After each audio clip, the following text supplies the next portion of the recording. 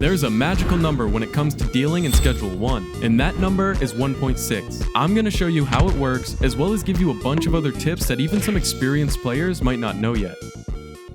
So about this magical number, when it comes to dealing in this game, you need to know the rule of 1.6. This is how much you need to be raising the prices on your product page before selling, 1.6 times the suggested price. This is going to result in massively larger profits instantly. So for example here, the suggested price is $340. We multiply that by 1.6 and get a number of $544, which is much higher than we could have ever sold this product by just negotiating.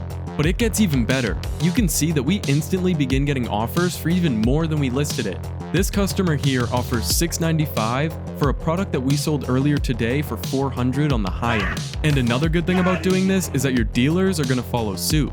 If you didn't know, dealers use your set price from the products page. This means that if you don't adjust it, they're only going to be selling at the suggested price. Even though you may be out there negotiating like you're Mr. Wonderful from Shark Tank, they're not going to be doing that.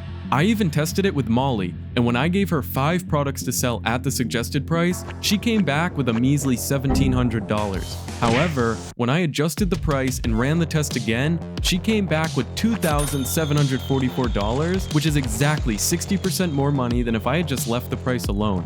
Not only will this add up over time, but it's so much that you're going to notice an instant boost to your profits. And also, in case you didn't know, you don't need to have items marked for sale on the product page in order for dealers to sell them. This way, you can give dealers any leftover product that you no longer want to produce, and you won't have customers asking you for it either. And you don't need to keep producing every product that you've ever made. It's a much better business decision to just move on to the next product as soon as you create a more valuable one. In the early game, your OG Kush might only have 2 mixes, but once you can start making more valuable products, you want to unlist that and stop producing the older ones. The main purpose here is to streamline your production so you can focus on making more of the better product and less of the worse one. This doesn't need to be true throughout the whole game though. Once you find the best mix for OG Kush, you can keep producing it once you move on to meth or other substances. You're still going to want to focus more on the new ones and maybe only list those for sale, but you can hand off any extra old stuff to your dealers to sell as well. And another tip for dealing is that you can negotiate on the quantity of what you're selling rather than just negotiating on the price. So if a customer is requesting say 8 items, you can try and offer them 10, and that way you'll just have to sell them 2 jars instead of carrying around baggies of individual items. Because with jars, you can carry 50 items in one inventory slot, whereas bags only allow you to carry 20 items in one slot. The best way to supply your dealers once you have a large enough business going is by giving them jars of product. As we just said, this allows you to give them more product at once, but also an important note, you need to give them one open space in their inventory. This means that you can fill all these bars with jars, you just need to leave this last one blank. Otherwise, they're going to delete the product in that slot in order to break down the jars into baggies. Dealers are extremely important in this game.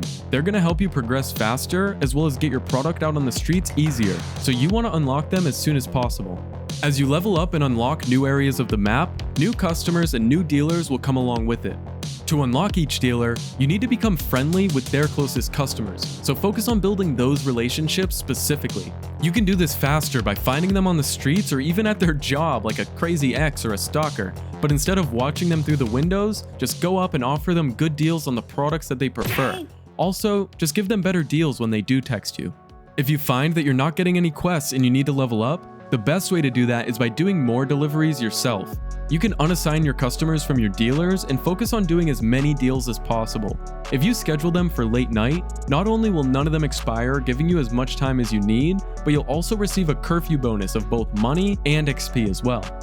Continuing on with some other tips for dealers, there's many guides out there that will say certain customers work best with certain dealers. There's tons of specifics and different information out there. The overall idea is that you should be assigning the closest customers to their respective dealers. For example, this would mean that you assign customers from Northtown to Benji, so he doesn't need to travel far to complete the deals.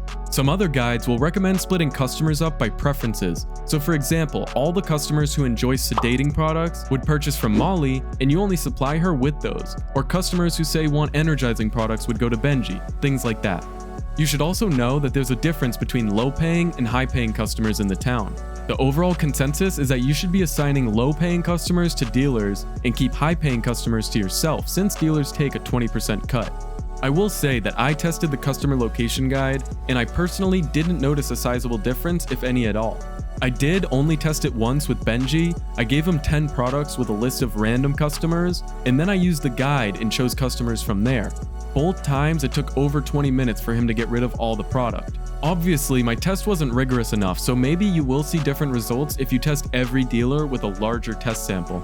You can find a link to the guides that I've used on Steam in the description down below. They are absolutely chock full of valuable information. As always, I hope this video was helpful though. Check out my other Schedule 1 content right here on screen, and I hope you have a great rest of your day. I'll see you all in the next one.